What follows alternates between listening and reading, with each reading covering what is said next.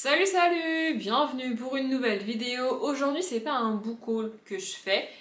J'ai fait un no-buy au mois de février. Du coup on pourrait se dire que j'ai pas besoin de faire de book haul. Sauf qu'il se trouve que je me suis particulièrement lâchée au mois de mars en termes d'acquisition et donc il y aura un book haul dans pas longtemps. Je vous le dis.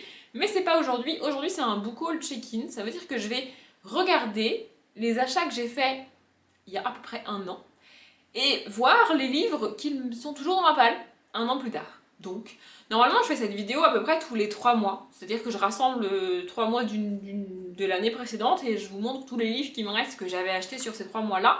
Sauf que là, je sais pas ce qui s'est passé. Je sais pas si j'ai été particulièrement raisonnable en termes d'acquisition début 2022 ou si j'ai acheté des livres que j'ai lus tout de suite après.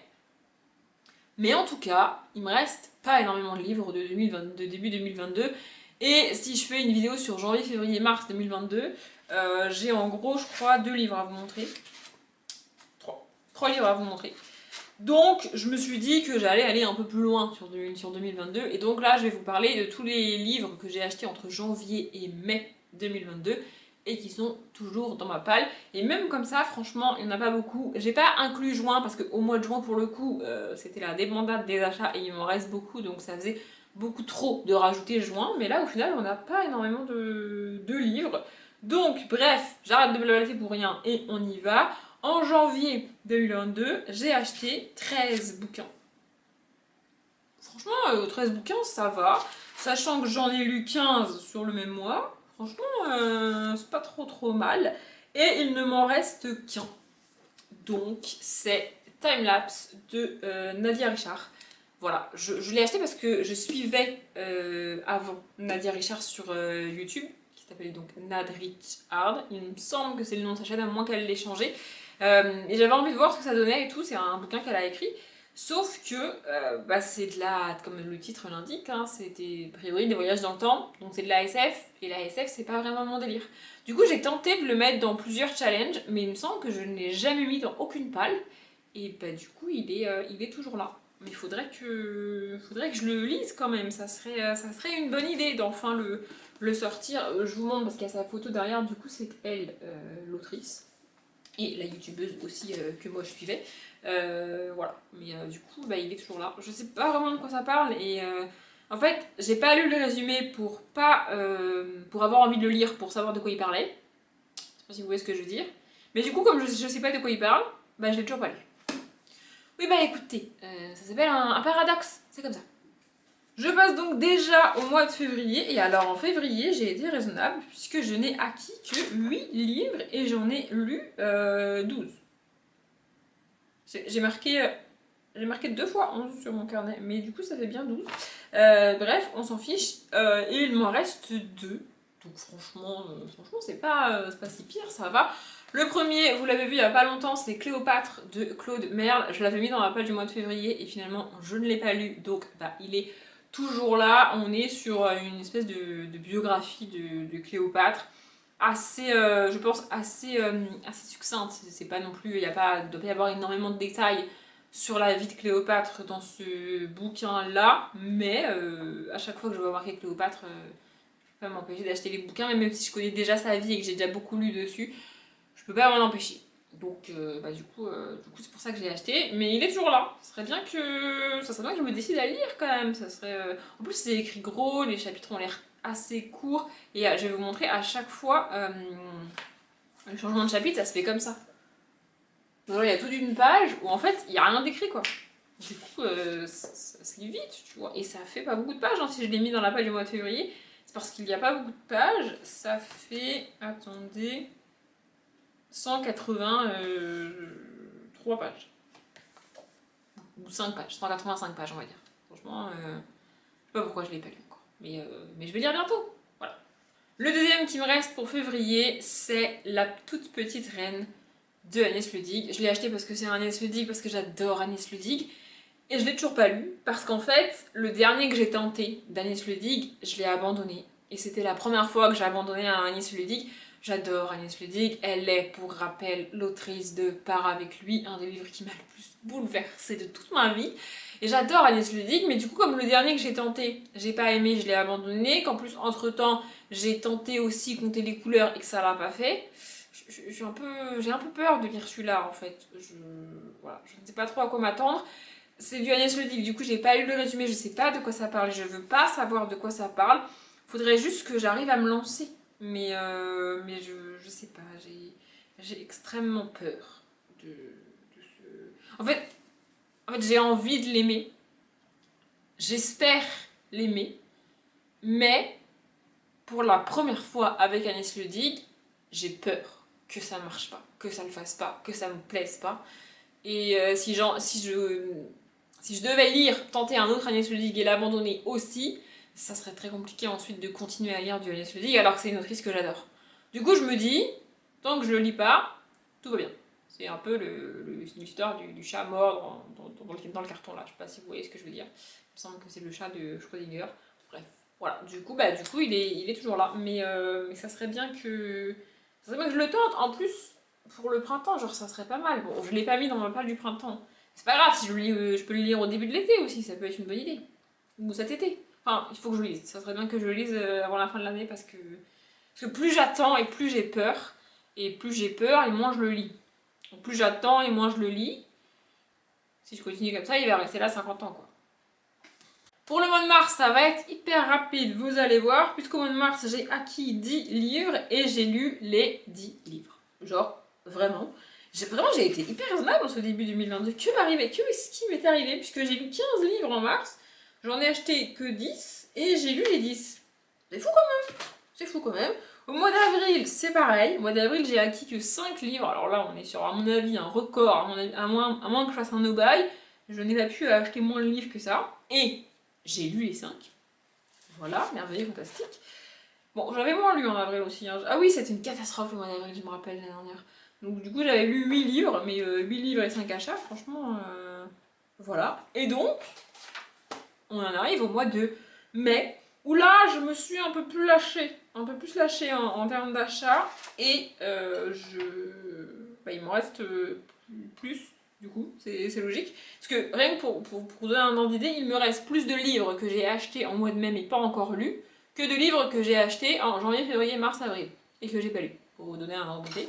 Bref, au mois de mai, j'ai acheté 15 livres. Franchement, ça va, c'est pas si pire. Et par contre, j'en avais lu 9. Donc là, on n'était pas bon en termes de ratio. Mais il me reste plusieurs bouquins. On a d'abord Belle Plume, Petite Histoire et autres nouvelles. Donc c'est un recueil de nouvelles, comme le titre l'indique, que j'ai acheté sur France Loisirs. Et bah du coup, j'ai un peu de mal avec les recueils de nouvelles. Donc je l'ai acheté parce que je voulais tenter. Mais du coup, il est toujours là. Hein. Voilà, je peux vous dire les auteurs et les autrices qu'on a dedans. Il y en a que je connais, il y en a que je connais pas. On a Jean Anglade, connais pas. Daniel Cario, connais pas. Martine Delhomme, connais pas. Gérald Glatt, connais pas. Karine Lebert, connais pas. Madeleine Mancier-Berthaud, connais pas. Anne Michel, connais pas. Liliane Mosca, connais pas. Pierre Petit, connais pas. Mireille Pluchart, connais pas. Florence Roche, connais pas. Antonin Sabot, connais pas. Et Bertrand Touzet, en fait, je connais personne. Voilà. Mais je me suis dit pourquoi pas. Je sais pas s'il y a un thème commun aux nouvelles. Je pense en général, s'il les rassemble, c'est qu'il y a un thème commun. Ah, attendez, j'ai pas tourné la page. Et du coup, il y a d'autres auteurs et autrices derrière. Donc Christian Labourie, Liliane Mosca et Antonin Sabot. Que je connais pas non plus. Antonin Sabot, je l'ai pas déjà dit? Si, j'ai déjà dit. Donc voilà, je connais pas. En fait, je connais personne. Mais ça serait bien que je tente. Vous voyez, en plus là, à l'heure où je tourne cette vidéo, je suis toujours toute seule chez moi. À l'heure où elle sort aussi, normalement. Du coup, ça serait genre que je prenne l'habitude de lire une nouvelle par jour. Bon, vous me direz, je l'ai pas mis dans la page de mars-avril, donc je peux pas faire ça. Mais ouais, ça serait bien. Le deuxième qui me reste, c'est Vol de nuit de Antoine de Saint-Exupéry. Pareil, je l'ai acheté sur France Loisirs parce que je me suis dit que lire autre chose que Le Petit Prince de Saint-Exupéry, c'était une bonne idée. Mais il est toujours là. Je pense qu'il va finir dans la palle de juin-juillet parce qu'en juin et juillet, comme chaque année, je vais lire de la jeunesse et du young adulte. Donc je pense qu'il finira là-dedans. Franchement, c'est un tout petit bouquin, j'ai pas d'excuses. C'est juste que, à part qu'a priori, on va être dans le domaine des avions et tout, je sais pas de quoi il parle. Voilà, je sais pas de quoi ça parle. Mais par contre, là j'ai vu en faisant défiler les pages, alors premièrement, un peu comme pour le Cléopâtre là, les passations de chapitres se font comme ça, et là derrière, la page est blanche. Donc genre, il y a toutes les pages de début de chapitre qui sont pas à lire, genre qui servent pas à grand chose.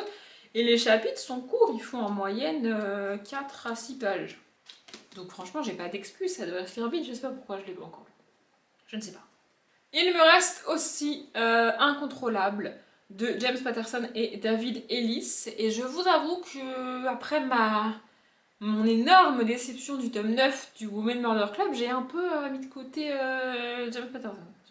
J'ai un peu de mal à y aller.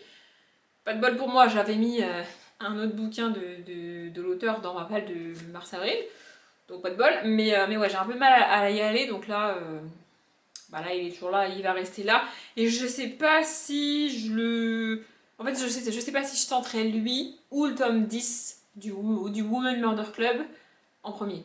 Entre les deux, tu vois, je sais pas. Mais ouais, du coup, j'ai un peu mal à y aller. Je vais finir par y aller, je pense. Ça me coûte pas grand chose de au moins tenter les premiers chapitres, quitte à dire ça me gonfle, j'ai la flemme, tu vois. Mais je me dis pourquoi pas. Pour celui-là, je vais vous lire le résumé, parce que je le lirai dans à peu près 1000 ans, donc j'aurais oublié. Ben Casper n'aurait jamais imaginé trouver au pied de son immeuble le corps de Diana Hopkins, sa meilleure amie, co-responsable de la CIA à la Maison Blanche. Oula! Elle se serait jetée par la fenêtre de son appartement, suicide, affaire classée. Pourtant, Diana, dont Ben était secrètement amoureux, n'avait a priori aucun motif d'en finir avec la vie. Je vous ai lu à peu près la moitié du résumé qu'il y a derrière, si vous voulez lire la suite, je vous laisserai aller voir.